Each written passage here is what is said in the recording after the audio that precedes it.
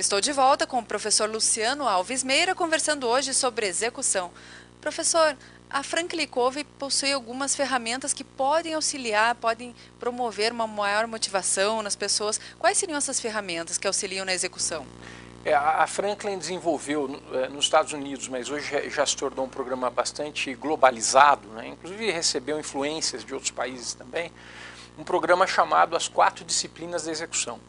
Então, cada disciplina tem um conceito e uma aplicação desse conceito que ajuda, para e passo, a organização a implementar um processo de execução mais robusto, que se torne o que o Jim Collins, que é um autor importante referencial hoje, chama de um mecanismo de execução. As 4 disciplinas são, primeiro, focar no crucialmente importante. Então, nós já falamos há pouco sobre a necessidade da organização, a diretoria, enfim, a gestão sênior, estratégica da organização, e encontrar as metas que são cruciais para um ano fiscal. Isso tem que ser poucas, isso já é mandatório no nosso programa, no máximo 3. Já faz um exercício de síntese e de foco, porque senão a gente tende a abrir os braços e aceitar muitas metas, já perde todo o senso de prioridade e de impacto. A segunda dessas disciplinas é atuar sobre as medidas de direção. É um conceito um pouquinho diferente. A medida de direção nós também chamamos de indicadores de direção, que estão mais ligados ao aspecto operacional. Então vamos pensar, a gente tinha dado um exemplo ambiental, se a gente quer reduzir as emissões, né, de gases poluentes no mundo, isso é a meta crucial. A contribuição dos países vai ser marcada, cada país vai ajudar com um pouco. Então isso é um desdobramento da meta. O indicador de direção? Bom, o indicador de direção seria uma atividade que nós estamos fazendo que vai acabar levando como consequência essa diminuição de emissões. Por exemplo, se nós estamos fabricando mais carros elétricos, né, mais carros com energia limpa dentro do país e vendendo mais carros, e esse percentual de carros está aumentando no país, então isso vai ter como consequência uma redução natural de emissões, né? Estou dando um exemplo simples para a gente entender que existe então um desdobramento que vai do estratégico ao operacional, com metas crucialmente importantes, contribuições e com indicadores de direção. Outra coisa importante, a terceira disciplina, é utilizar placares, fazer um follow-up dos indicadores, olhar para os placares e acompanhar o que está acontecendo. E a quarta e última disciplina é criar uma frequência de reuniões de execução que sejam realmente envolventes e que tem como psicologia de grupo a ideia de que nesse momento não há uma liderança hierárquica. O que você tem é um grupo de pessoas que se reúnem como numa mesa redonda, né, do Arthur, para prestar contas umas às outras, né? Então existe uma prestação horizontal de contas, todos são corresponsáveis pelo atingimento de metas. Então essas são 4 disciplinas, logicamente aqui não temos como aprofundar em detalhes, existe uma série de detalhes que ajudam esse mecanismo, essas ferramentas a terem sucesso. Mas de um modo geral, numa visão ampla, são essas as principais orientações que nós trabalhamos e implementamos isso nas organizações. Temos feito um trabalho de treinamento consultivo, certificando gerentes na execução da estratégia. Então, deixar a estratégia ser algo comum no dia a dia, na rotina das pessoas que trabalham na organização, é algo que promove essa motivação diária, não deixa cair no esquecimento, ficar só no papel. Essas reuniões, essa rotina de reuniões facilita isso? Eu diria assim, olha, todos nós temos uma certa tendência a fazer o que já fazemos bem, ou fazer o que já fizemos antes, que temos experiência, né? Então é chamada zona de conforto. Quando você tem uma estratégia nova, naturalmente você está pedindo novos comportamentos. Então é preciso criar uma relação, eu acho que você falou muito bem, um link, uma conexão entre o que é estratégico e é novo e o nosso dia a dia, para que não se caia no esquecimento, não fique na gaveta a estratégia. Isso é muito comum. Jim Collins fala sobre empresas que têm iniciativas de execução, mas não têm mecanismo de execução, ou seja, ela corre nas primeiras semanas. Depois a coisa volta para onde estava e a gente cai na rotina. Então assim, não, a rotina continua existindo, mas ela tem que ser uma rotina povoada de ações estratégicas. Então você tem que ter um mecanismo que mensure se o que nós estamos fazendo esta semana, por exemplo, tem um impacto real sobre a estratégia que nós pretendemos para 1 ano, 2 anos, 3 anos e daí por diante. Essa é a ideia de conectar o estratégico ao rotineiro. Acho que é bem o que você colocou. Professor, e quais são as principais competências envolvidas num processo de execução?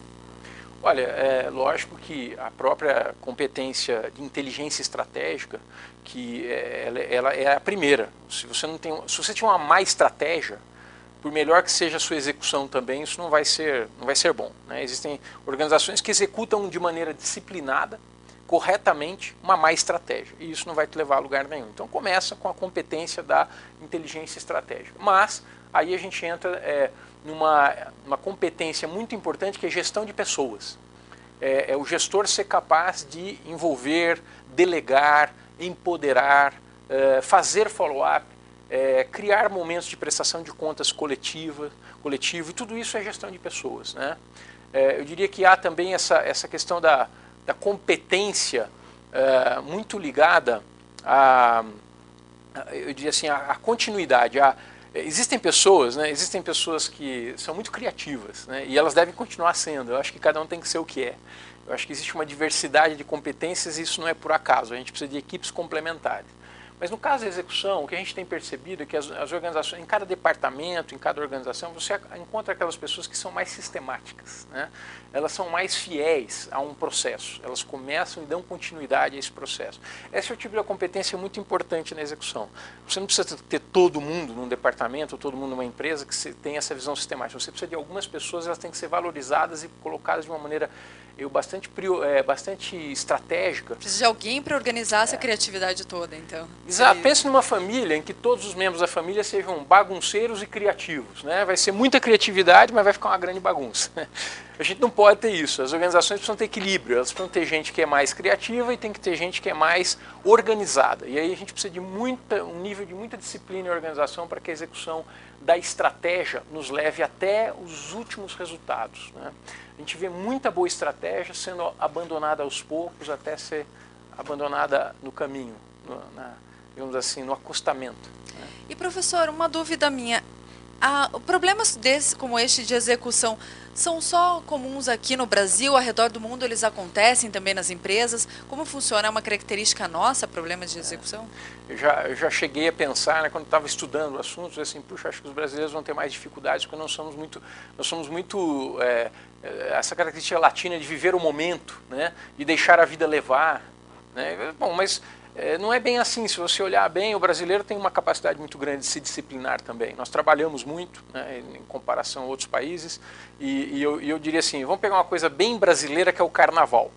Eu tenho ficado bastante surpreendido, né, com a capacidade de organização e execução de estratégias mesmo dos carnavalescos nas avenidas. Se você pegar o Carnaval do Rio de Janeiro e algumas escolas que são as que costumam vencer, aí, as mais vencedoras do Carnaval do Rio. Existe um grande profissionalismo.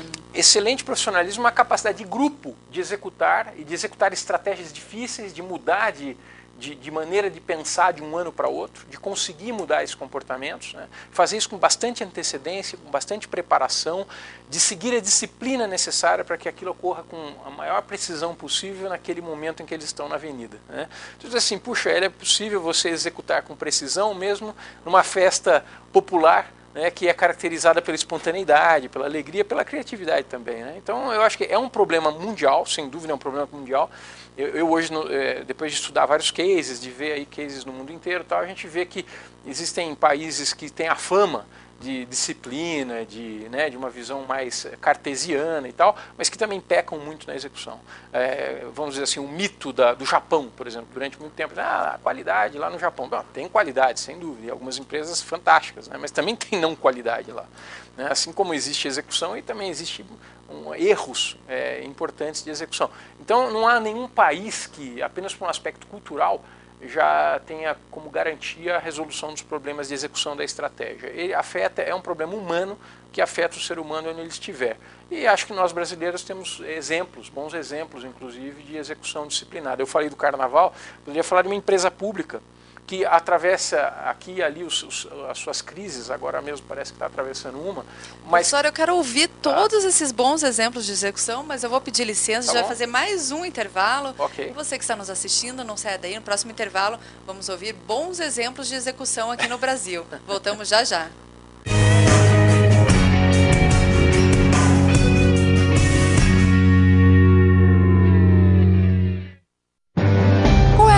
única escola de negócios do Paraná que está no ranking dos melhores MBAs do Brasil, tanto em 2008 quanto em 2009. Se você respondeu é a Estação Business School, é porque já conhece a Escola de MBAs do Paraná.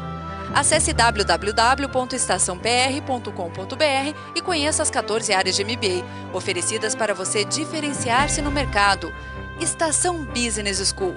Os líderes formam-se aqui.